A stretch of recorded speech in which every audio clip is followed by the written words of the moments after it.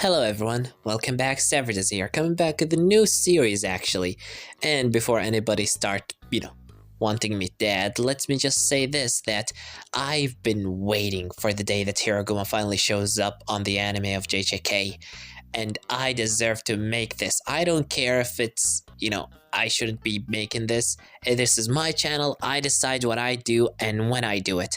Though probably I will not upload episode 2 until like very late, since I already have another 2 series that I'm doing, not to mention that other ghost one, but who cares about that? This is what if Deku had deadly sentencing, aka Hiraguma's technique. The good old law and lawyer. And well, before I try to do it, guys, don't forget to tell me down in the comments what you think about this part and what you think gonna happen in the next part. I just wanna, be the one capable of saying that I was the first to do this what if or something. Probably I'm not the first one to do it, but it doesn't matter. I'm the first one to do it after the anime finally reveals Higuruma. That's what I'm going with. Not that it matters, but with that all being said, let's just begin, shall we? Now, we will start with a bit of backstory on Midoriya's life. He was born as quirkless as ever, the same quirkless kid that we all know and some of us love. Certainly not Katsuki, because he just kept calling him Deku. And the most different about his life in this scenario is the fact that his father was still in his life. He grew up with Izuku. Sometimes, yes, going overseas for business trips and all of that, but still always finding the time in his busy schedule to return to his wife and child and, well, be a father. Every time Midoriya sees his dad returning home is a bright day for him. Even though his son is quirkless, Hisashi still loved him very much, and his wife. That was his life until Midoriya turned 10 years old, when his father was accused of murder, a crime that Hisashi did not commit, but there were planned evidence against him. And even though that Inko tried to hire a lawyer good enough to help him, prove his innocent, it sadly was all against him. Even though they were getting that close, so close into the truth and so close into proving his father innocent, Midoriya had faith in the judges to realize that he's not guilty, but in the end, when that hope was at its highest, it is when they pulled it out. It is when they killed it, and his father was proven guilty, and he was sent into death penalty.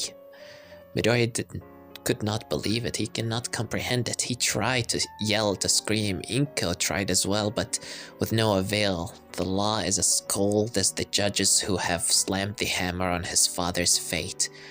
And even though Inko tried to reopen the case, it was too late. Her husband's execution was already scheduled, and Hisashi died in prison. He was killed by the very people that Midoriya believed should be protecting him. And the worst part about it is the fact that months later, they found a criminal who was going on a serial killer who killed a bunch more people, and they have found and realized that this person who has been caught is the same person that was responsible for the deaths of the people that his father was accused of murdering. And the truth, that broke him on the inside. Now they found the criminal. Something in that day cracked inside Midoriya like broken glass. The sound of the hammer that the judge slammed on his father's fate ringing in his ears eternally. And almost hearing the sound of guillotine dropping on the head of his father. Something just cracked, and in that day, his power came true. A power to bring the law to its purest form, to bring the truth to the light, regardless of how hidden and well kept it is. And Midoriya, since that day, he wanted to be a hero, and with this power he will bring the truth to the world. He will be a hero that brings true justice, regardless of whatever anyone else believes. Because the truth is, this world is not fair for those below it. Those hidden in the corners in the deep dark, and those who cannot afford for a good protection or could bribe. And all of that filth should be cleansed, and he will be the one to bring down the hammer of justice on those people who are corrupt. And he will do it from the inside. And now, let's move into the, well, modern day. Midoriya is in his class, nothing much is happening. He, well, on his desk, just reading a few books as the teacher just enters this classroom telling everybody that, well, you should start thinking about your future since this is your last day in middle school. But who am I kidding? You all want to be heroes, don't you? As everybody raises their hands and starts yelling in excitement. Until the teacher talks about Katsuki Baku wanting to go into UA, and he jumps on the top of his desk, telling everyone that he's gonna be the best and all, but then he proceeds to say, Izuku Midoriya, I see that you also want to go to UA? As everybody turned to see Midoriya, just reading a book that seems to be talking about, well, law and those normal things that Midoriya is interested in, reading a bunch of crimes and their punishment, their sentences, and a few other things such as criminals and throughout history. As Midoriya hears his name being called, he flips another page and said, "Oh, yes, teach, I also would like to go to UA." As Baku just jumps off of his desk and goes in front of Midoriya saying, "You? Going to UA? Oh please, you'll barely make it as a good enough lawyer. What can you possibly do?" As Midoriya said, "What are you doing, Katsuki? Please keep your distance. I'm trying to read." As Baku said, "Don't ignore me, Deku!" As Baku was about to throw an explosion, but before he throws it, Midoriya interrupts him by saying, using your quirk in school is illegal. Please refrain from doing so." As the teacher said, "He is right, Katsuki. Please don't use your quirk in class." As Baku just lays down his hands saying, "You and your stupid law." As he just goes sitting back in his desk. While everybody just talking. Midoriya, well, he's odd. He is nice, yes, but he's mostly always burying himself in his books and studies. And they rarely ever seen his quirks. Some people even don't believe that he has a quirk to begin with. Even Baku doesn't believe it. Because this bastard was quirkless his entire life, and then you tell me suddenly he has a quirk, one that he never shows because, well, it's not really worth it because the law should not be brought in vain or some stupid shit like that. Just disgusting and cringe. Regardless, everybody just eventually leave the classroom as Midoriya is holding his notebooks and was about to put one inside his bag, but Baku pulls it out of his hands saying, "Listen here, Deku. I'm the only one who's gonna be going to UA from this stupid school. Because I'm the best here, and you can go into some sort of a law school or something for all I care." As Midoriya said, "Well, that was a first idea, but I then realized that heroes have much more influence than any normal lawyer, so that's what I want to become. I'll become the #1 hero," as Baku said, "As if I'll be the #1 hero." As Midoriya said, "You're welcome to try. I'm not gonna stand in your way. Proceed with all you can, and I will do as well as myself." As Baku, grabs one of his notebooks saying, "What the hell are you even reading in these all the time?" As he just flips through it a little bit, but then he throws an explosion at it and tosses it out of the window as Midoriya looks out of the window seeing it, and Baku said, "Just stupid gibberish. You're just enjoying reading people that murder, you creep." As Midoriya looks out of the window, and he doesn't turn into Baku, as he said, "I thought I told you that using your quirk in school is illegal. Not to mention destroying other students' property." As Baku said, "Oh, what are you gonna do? Sue me?" And Midoriya said, "Do not tempt me, Katsuki." As Baku suddenly feels a little air off about the place around of him, as if the classroom itself is expanding. His friends standing on the side also feeling this air around of them, this weird sensation of danger. And for some reason, the sound of a slamming hammer repeatedly down and down again.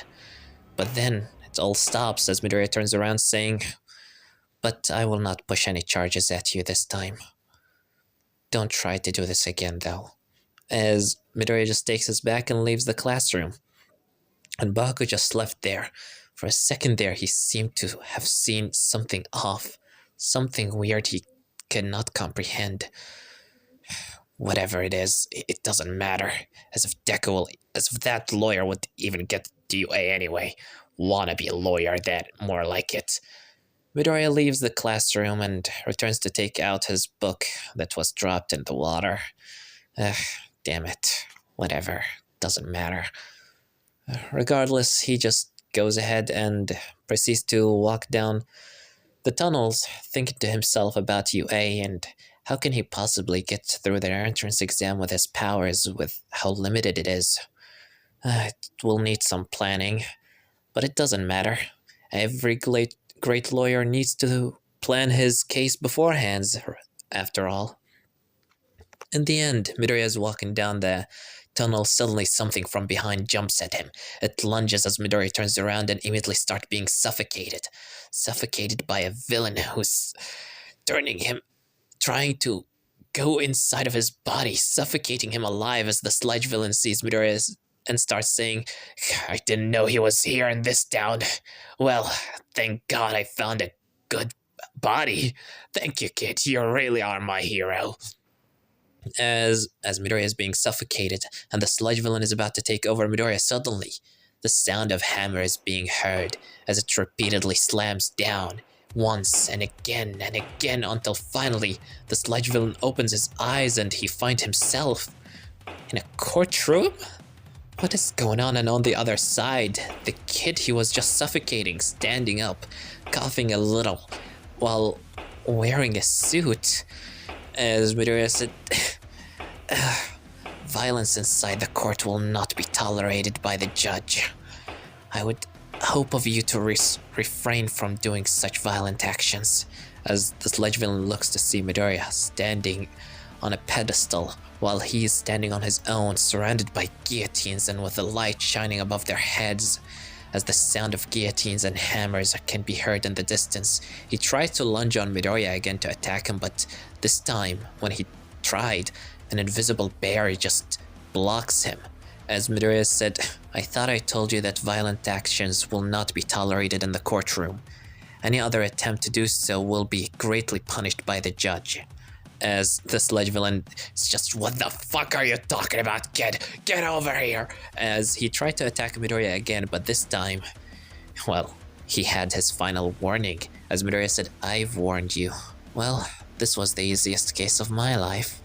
As then the judge behind of Midoriya holding the scales, it tips to his side as he said, "Confiscation of illegal items and 5,000 yen fine for illegal damages and public indecency." As immediately the sludge villain feels a weird pressure on his body and he just splashes all over the place. As the place returns to normal and Midoriya is standing back in his normal middle school uniform while the sludge villain has splashed all over the place. And he said, "I told you not to attack." And when Midoriya looks in front of him, he sees All Might, as All Might said, "Oh, well, what was going on?" As for All Might perspective, all what he was seeing is just a giant black orb that he apparently couldn't enter or break through. He was wondering what's happening inside, but now it seems that the sludge villain has splashed all over the place and there was a kid. But once Midoriya sees All Might, he immediately goes fanboying over him. He's like, "Oh my god, All Might!" As he immediately starts bowing in front of him saying, "I'm one of your biggest fans. Please, sign my notebook." As All Might said, "Oh, well, sure thing, kid." As he signs Midoriya's notebook before looking left and right saying, "Can you exactly tell me what happened here?" As Midoriya said, "Well, let's just say this villain over here has, well, paid the price for his crimes." As All Might said, "Oh, well, sure thing. but he still has a lot more crimes to pay for. I'll be taking him off of your hands now. Great job over there with whatever quirk you had. And Midoriya thanks him for his compliment, and All Might, after collecting the sludge villain via a bottle, he jumps away saying, well, duty calls. See you later. Maybe. Hopefully. Here I go, as All Might just leaves. And Midoriya watches him leave. He can't believe he got All Might's autograph. Katsuki Bako will be so jealous of this. And, well, that suddenly just brightens his day. Eventually, he just returns to his home. Nothing much happens other than that. Eventually, after 10 months of training, and, well, training his body, his mind may be sharp, but his body, not so much. Eventually, the entrance exam day comes around, and Midoriya is standing in front of it. In front of UA. Baku walks past him, but, he did not give him much of any mind. Before he walks forward, he trips and a girl helps him stand up using her quirk. She talks to him, telling him that it would have been bad luck if he tripped on his first day and all those kind of things. And Midoriya thanked her before he continued to enter the school. After the written portion of the exam, which he perfected, really. He was ready for that. What's really dangerous here is, well, the 0-pointers and the robots, the physical test. But before the physical test start, Midoriya was sitting in front of, on the top of the stadium in front of President Mike as he explains all about the exam and how the robots will work, as he starts muttering to himself about the possibilities of all the numbered robots and what's not, before one of the students stand up and question about the existence of a fourth robot. As President Mike answered his question, then the kid turns into Midoriya as he points on him, saying, you there with the green hair.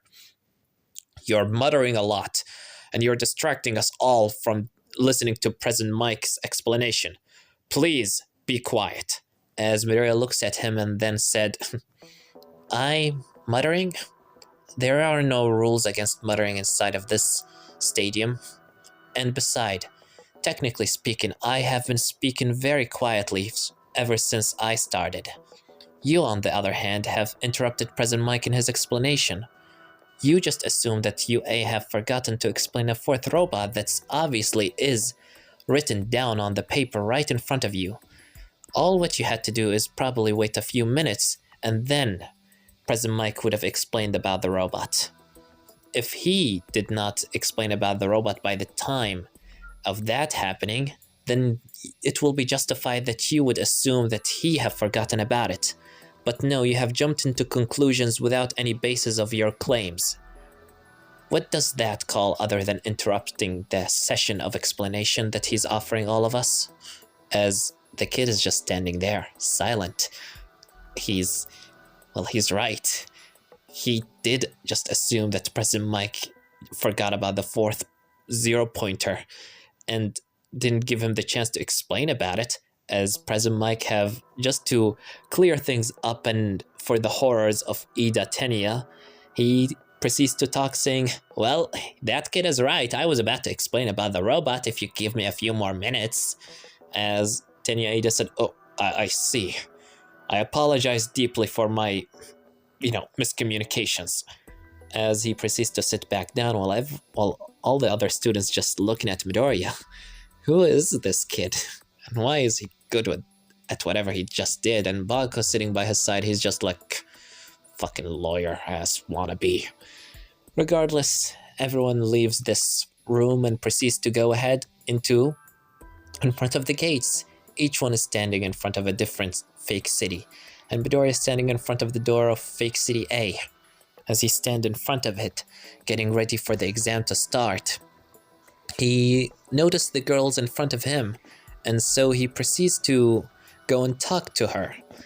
As he does so, he proceeds to, but somebody stops him again, and it's the same kid with the 4 eyes and glasses. As Midoriya is like, what's the matter with this kid now? As he proceeds to talk to Midoriya saying, I wanted to apologize for my, behavior a few moments ago. Well, when President Mike was explaining the things about the 0 pointer and all, as Midoriya said, don't worry about it. A mistake as simple as that can be forgiven. As well, Midoriya said, now if you'll excuse me, I would like to move forward to get a better head start. And so Ida let him go. He does not want to talk to this kid. He just wanted to offer his apology for accusing Midoriya of being the one loud and muttering and distracting everybody when he was the one that actually did it. Regardless, the gates finally open and everyone rushes in. They all start, fighting robots. Midoriya has tried to go and fight robots, and, well, he does. But sadly, he has nothing to use. Normally, he would have brought his hammer with him, but he can't bring it with him since this exam is supposed to be only for quirks. As Midoriya just looking left and right, trying to think of a way to possibly, gain any points, he then realizes something about the papers that they explained about the exam and the point system. He realizes that the point system explains about how robots need to be defeated in order to collect points. Yet there is something important about heroism that has not been brought up. What about the fact that heroes save people? What if a robot hurts a student badly? Shouldn't the heroes immediately stop it? But no, there are no heroes on standby, which only can mean that they are expecting the students to try and help other students. And if that's so, Midoriya proceeds to do so. He starts, looking around to see any students in danger and trying to save them.